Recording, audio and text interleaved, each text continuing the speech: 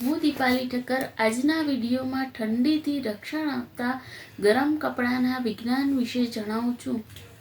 ઠંડી સામે રક્ષણ મેળવવા ઊનના બનેલા સ્વેટર, ટોપી વગેરે ઉપયોગી થાય છે.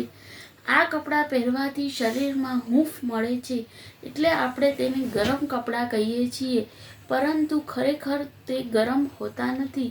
ગરમીના અવાહક હોવાથી શરીરની ગરમીને બહાર જતી રોકે છે.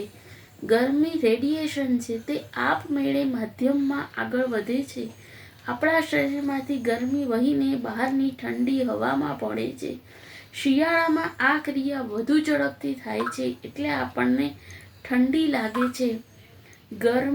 ગરમી હવા અને ધાતુના માધ્યમમાંથી આગળ વધે છે, પરંતુ ઊનના રેસામાંથી ગરમી પસાર થઈ શકતી નથી. કપાસના રેસામાં પણ આવો જ ગુણ છે, પરંતુ તેમાં ઓછી ક્ષમતા છે. આપણા શરીરના આસપાસ ઊનનું આવરણ શરીરની ગરમીને બહાર જતી રાખી ગરમી જાળવી રાખે છે. બસ, થેન્ક યુ.